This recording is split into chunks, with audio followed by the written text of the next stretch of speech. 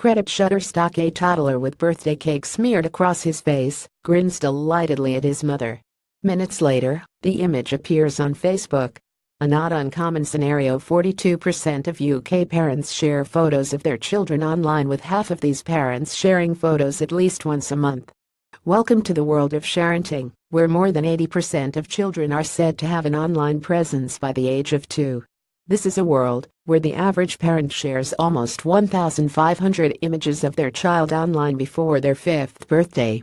But while a recent report from Ofcom confirms many parents do share images of their children online, the report also indicates that more than half, 56% of parents don't.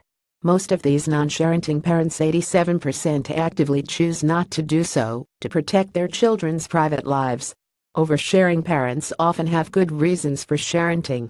It allows them to find and share parenting advice, to obtain emotional and practical support, and to maintain contact with relatives and friends.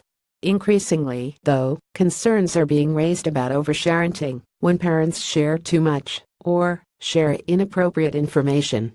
Sharenting can result in the identification of a child's home, child care, or play location, or the disclosure of identifying information which could pose risks to the child. While many sharenters says they are conscious of the potential impact of their actions, and they consider their children's views before sharenting, a recent House of Lords report on the matter suggests not all parents do. The Growing Up with the Internet report reveals some parents share information they know will embarrass their children, and some never consider their children's interests before they post.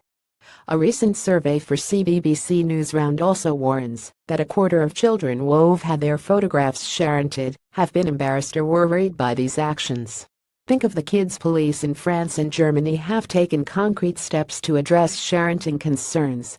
They have posted Facebook warnings, telling parents of the dangers of sharenting and stressing the importance of protecting children's private lives.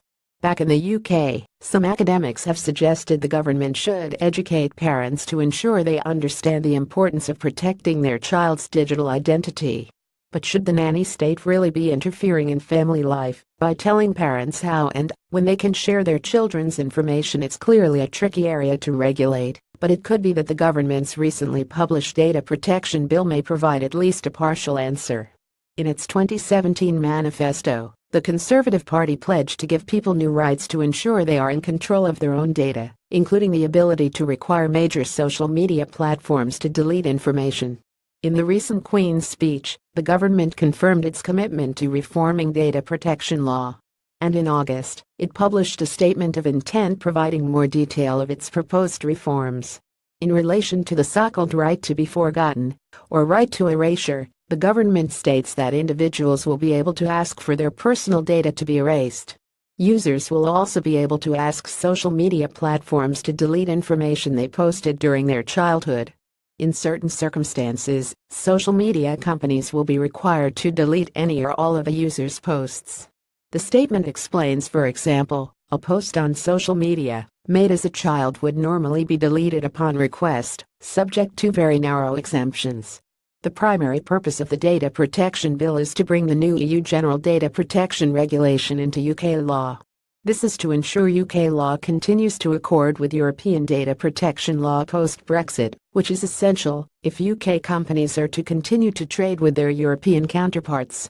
It could also provide a solution for children whose parents like to sharent, because the new laws specify that an individual or organization must obtain explicit consent or have some other legitimate basis to share an individual's personal data.